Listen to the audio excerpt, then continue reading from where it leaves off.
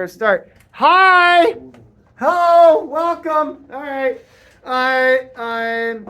so let's go here. We're gonna take a photo. Grab you.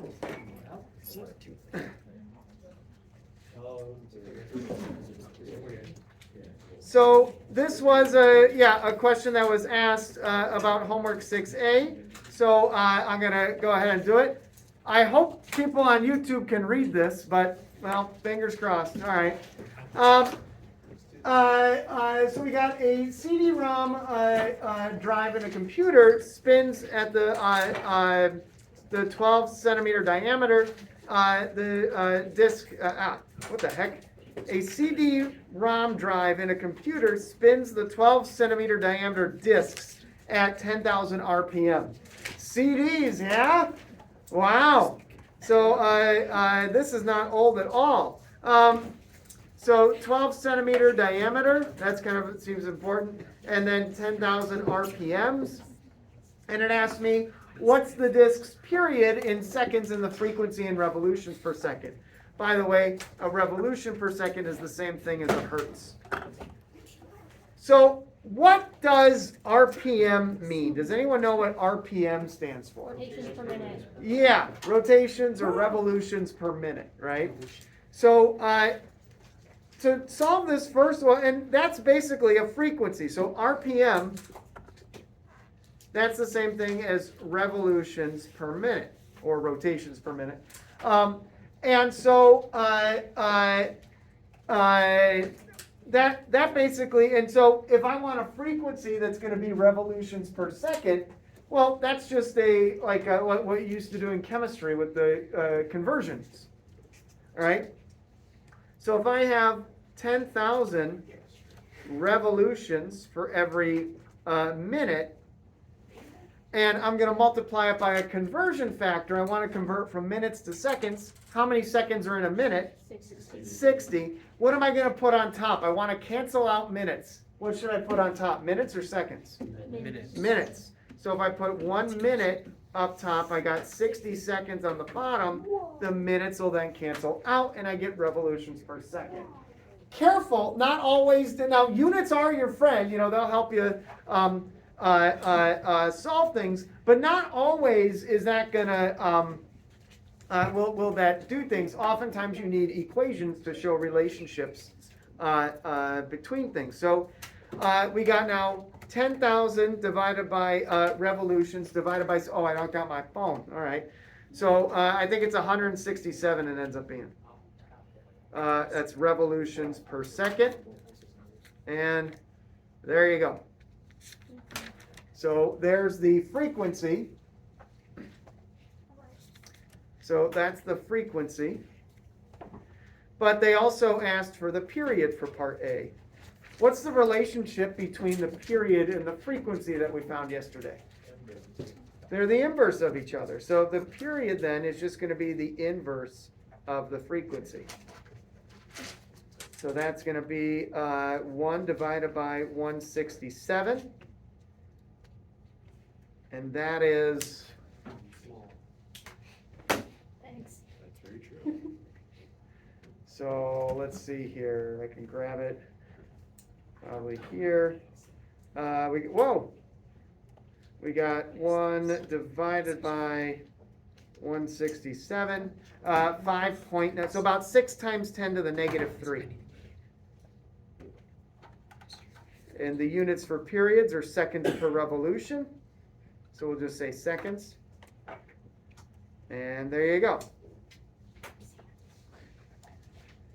All right. Questions there so far?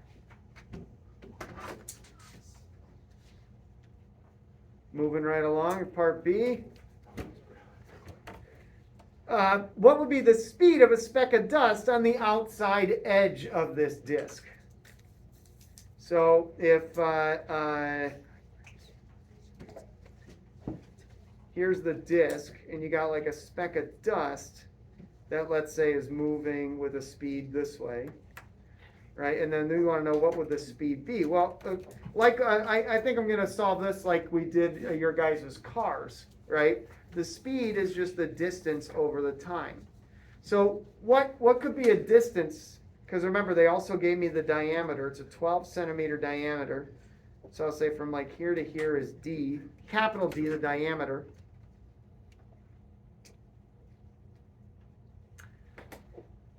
What could I, if I know the diameter, what could I use for a distance?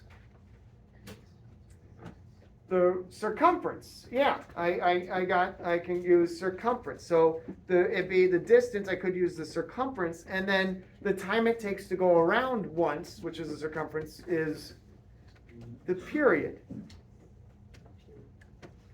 So, and how do I calculate circumference? 2 pi r. Over the period. And so if I know the diameter is 12 centimeters, what's the radius? 6 centimeters.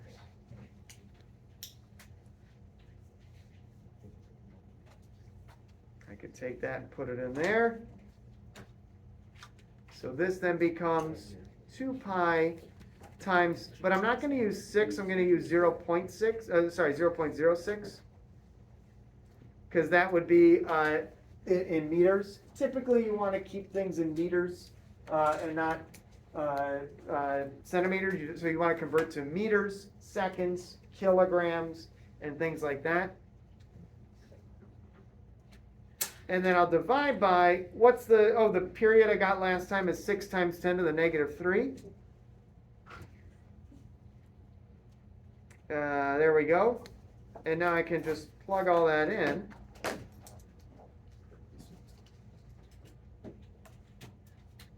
So that's going to be 2, did I do pi here? Hey, there we go, 2 pi times 0.06. And then I'm going to take all that. Whoop. How does this thing work? So it's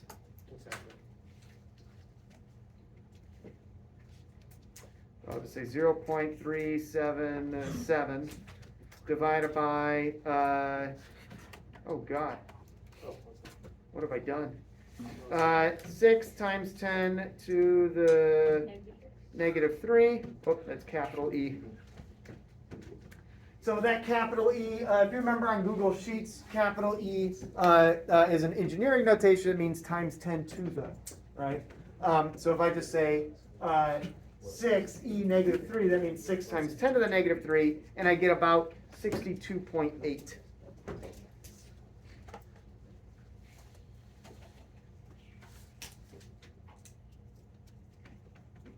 So there we go.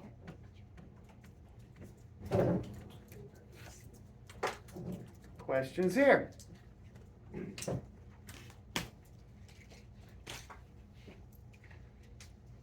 Part C then says, what would the acceleration in units of g with this? What is the acceleration in units of g that this speck of dust experiences? So, and what is g? Gravity. So it's 9.8 meters per second squared, or 10. Whichever one.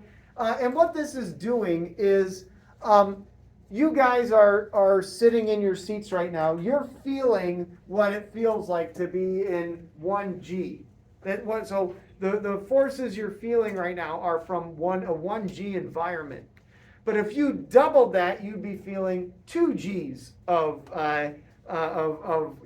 what that is. So by putting things in terms of G, it helps us to get a sense of what that would feel like. Right? If you tripled it, that'd be 3 Gs. If you feel 4 times as heavy, that'd be 4 Gs, et cetera, et cetera, et cetera. Where if you felt half as much, right? So 4.9 meters per second squared, that would be feeling a less of a feeling of acceleration. Feel lighter. Okay. So basically, what so they want me to find the acceleration, but then my units should be in terms of g. So I'm trying to find the acceleration. Well, it's moving in a circle, right? So that's a centripetal acceleration, and that's going to be v squared over r.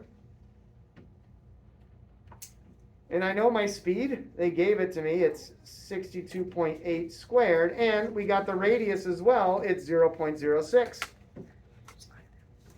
So I can just plug that in there.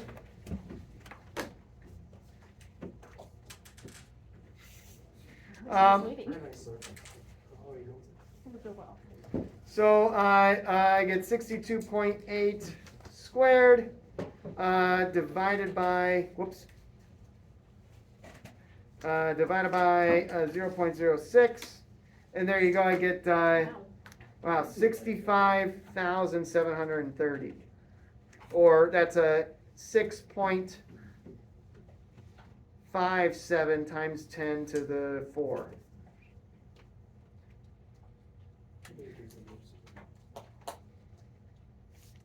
And that's meters per second squared, and yeah, that's quite a bit, right?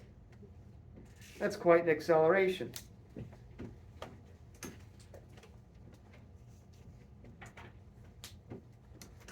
So, but they want it not in terms of meters per second squared, they want it in terms of g. And so that's going to be, so I basically divide this by 10, so 6.57 4 meters per second squared. So I can divide that by 10 meters per second squared. And again, what's nice about using 10, well, first off, meters per second squared cancels out, and then you get 10 gone here, but then you get 110 taken off there, and you get 3 left over. So this still is just a staggering acceleration. So the acceleration is going to be 6.57 times 10 to the 3, or basically 6,000 times the acceleration. So 6,000 times the feeling that you feel right now, that's how big that acceleration would feel. That would suck. You don't want to be stuck on a CD while it spins. So, and then we basically call it, it's a unitless quantity, but we basically call it G's.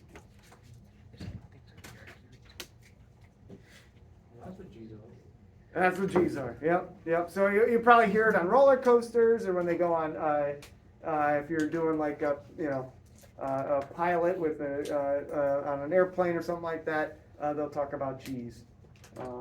Yeah.